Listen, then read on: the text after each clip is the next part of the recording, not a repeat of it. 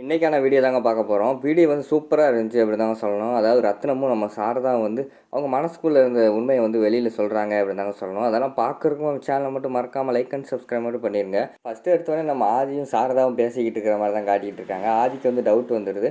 Saradha face வந்து ஒரு டென்ஷனாகவே இருக்கிற மாதிரி காட்டிக்கிட்டு இருக்காங்க. அதை பார்த்துட்டு ஆதி வந்து கேட்குறாங்க, அம்மா என்னம்மா அது சாரதா வந்து ஏதோ உண்மையை சொல்ல போகிறேன்னு சொல்கிறா, நீங்கள் ஏதோ வேண்டாங்கிறீங்க, என்னம்மா பிரச்சனை அப்படிங்கிற மாதிரி கேட்காங்க. அதெல்லாம் ஒன்றும் இல்லையப்பா அப்படிங்கிற மாதிரி சொல்கிறாங்க. அம்மா என்கிட்ட பொய் சொல்லாதீங்க, நான் உங்கள் பையன், உங்களை பற்றி எனக்கு தெரியாதா, உங்கள் ஃபேஸ் வேறு மாறுது, ஸ்வேதா வந்து அடிக்கடி வந்து உங்ககிட்ட ஏதோ சொல்ல வரேன்னு சொல்கிறா, அப்போ பார்க்குறப்பெல்லாம் உங்கள் ஃபேஸ் வந்து மாறிக்கிட்டே இருக்குது, அதை வச்சு நான் கண்டுபிடிச்சிடுறேன், நீங்கள் ஏதோ ஒரு டென்ஷனில் இருக்கீங்க, ஏதோ ஒரு பிரச்சனையில் சிக்கிக்கிட்டு இருக்கீங்கன்னு எனக்கு தெரியுது. அது மட்டும் இல்லாமல் இப்போல்லாம் வர வர வந்து ஸ்வேதா அவங்ககிட்ட மரியாதையே கொடுக்காம தான் பேசிக்கிட்டு இருக்கா, அதையும் நான் கவனிச்சிக்கிட்டே இருக்கேன், என்கிட்ட சொல்லுங்கம்மா, எதுனாலும் நான் உங்கள் பக்கம் தான் நிற்பேன், உண்மையை சொல்லுங்கம்மா அப்படிங்கிற மாதிரி கேட்குறாங்க.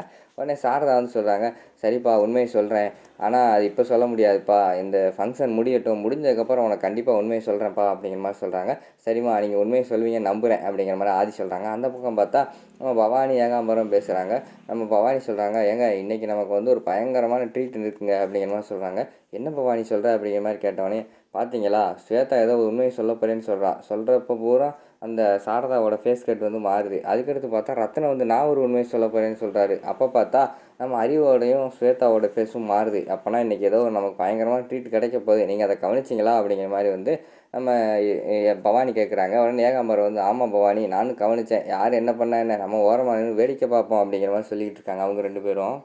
அடுத்த சீனில் வந்து ரத்னம் வந்து சொல்கிறாரு, சம்மந்தி நீங்கள் தப்பாக நினைக்கலாம், இன்றைக்கி பாரதிக்கு வந்து நாங்கள் வந்து ஒரு புடவை எடுத்துகிட்டு வந்துருக்கோம், அந்த புடவை கட்டினதுக்கப்புறம் இந்த ஃபங்க்ஷன் ஆரம்பிப்போம் அப்படிங்கிற மாதிரி சொல்கிறாங்க.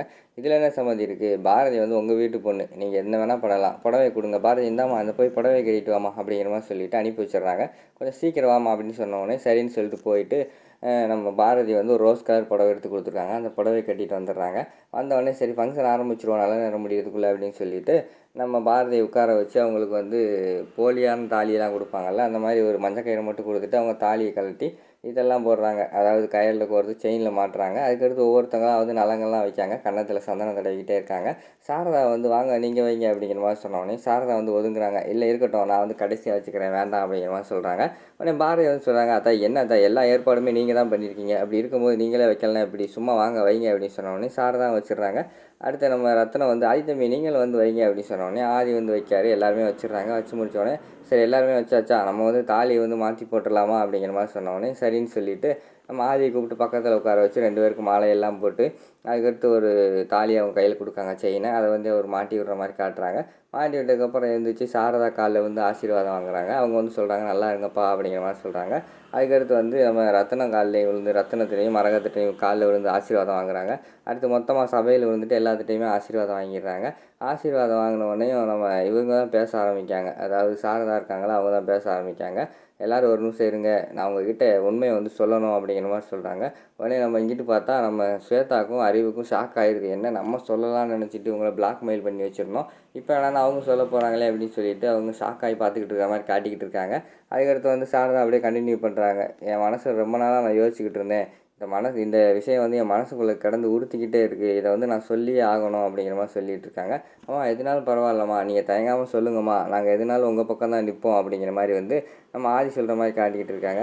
நான் சொல்ல போகிற விஷயம் வந்து ஒரு தற்செயலாக நடந்ததோ அது பிளான் பண்ணி நடந்ததோ அதெல்லாம் எனக்கு தெரியாது. ஆனால் அதை நான் சொன்னேன்னா சில பேருக்கு வந்து சம்மந்தப்பட்டவங்களுக்கு கோபம் வரும், வெறுப்பு வரும், அது என்னன்னு தெரியலை. ஆனால் இந்த விஷயத்தை வந்து சொல்லியே ஆகணும் அப்படிங்கிற மாதிரி வந்து அப்படின்னு சொல்லிட்டு சாரதா வந்து சொல்ல போகிறாங்க. அப்போ பார்த்தா நம்ம ஏகாம்பரமும் பவானியும், பார்த்தீங்களாங்க நம்ம ட்ரீட் ஆரம்பிச்சிருச்சு, பார்த்தீங்களா சாரதா வந்து பேச ஆரம்பிச்சிருச்சு, நமக்கு இனிமேல் ஒரே ஜாலி தான் அப்படிங்கிற மாதிரி அவங்க ரெண்டு பேரும் ஜாலியாக பார்த்துக்கிட்டு இருக்கிற மாதிரி காட்டிக்கிட்டு இருக்காங்க.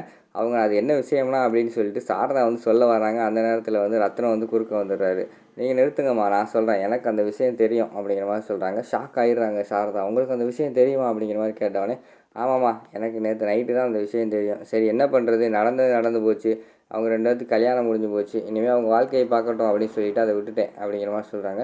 என்ன சம்மந்தி சொல்கிறீங்க அப்படியா அப்படிங்கிற மாதிரி கேட்டேன். ஆமாம்மா இந்த விஷயம் என்னோடய பொண்டாட்டிக்கு முன்னாடியே தெரிஞ்சிருக்கு, அவள் என்கிட்ட சொல்லாமல் மறைச்சிக்கிட்டு இருந்திருக்கா, நேற்று தான் இந்த விஷயத்தையே நானே தெரிஞ்சுக்கிட்டேன் அப்படிங்கிற மாதிரி சொன்னோன்னே சாரதா வந்து பயங்கரமாக ஷாக் ஆகிடுறாங்க. என்னடா இவங்க இப்படி காட்டை மாற்றி வச்சுருக்கோம், அது கூட தெரியாமல் இவங்க கூலாக இருக்காங்களே அப்படிங்கிற மாதிரி சொல்லிவிட்டு அவங்க வந்து அந்த இடத்துல யோசிச்சுக்கிட்டே இருக்கிற மாதிரி காட்டுறாங்க. டக்குன்னு வந்து ரத்தனம் சொல்கிறார், என்ன சம்மந்தி சொல்ல வரீங்க அப்படிங்கிற மாதிரி சொன்னோன்னே, என்ன சம்மந்தி நீங்கள் சொல்ல வந்தது தான் நானும் சொல்ல வந்தேன், நீங்கள் வந்து சொல்கிறதுக்கு வந்து கொஞ்சம் கவலைப்பட்டுக்கிட்டே இருக்கீங்களே, அதனால தான் நானே சொல்லிடுவோன்னு சொல்கிறேன் அப்படிங்கிற மாதிரி சொல்கிறாங்க. சரி சொல்லுங்கள் சம்மந்தி அப்படிங்கிற மாதிரி வந்து சாரதா சொல்கிறாங்க.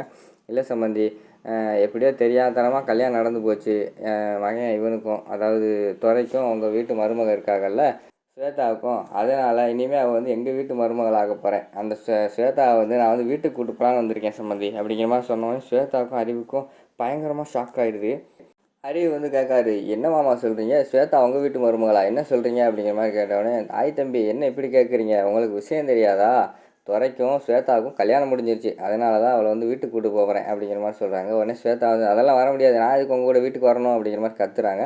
உடனே இவங்க இருக்காங்கல்ல நம்ம துரை வந்து சொல்கிறாரு, என்ன ஸ்வேதா மறந்துட்டியா, நம்ம ரெண்டுத்துக்கு கல்யாணம் ஆயிடுச்சு, நான் உன்னோட ஹஸ்பண்ட் ஆகிட்டேன், இனிமேல் நீ வந்து இங்கே இருக்கக்கூடாது, மருமகளாக வந்து எங்கள் வீட்டில் இருக்கணும், புரியுதா அப்படிங்கிற மாதிரி சொல்லிக்கிட்டு இருக்க மாதிரி காட்டுறாங்க. என்னால் அதெல்லாம் வர முடியாது அப்படிங்கிற மாதிரி ஸ்வேதா சொல்கிறாங்க.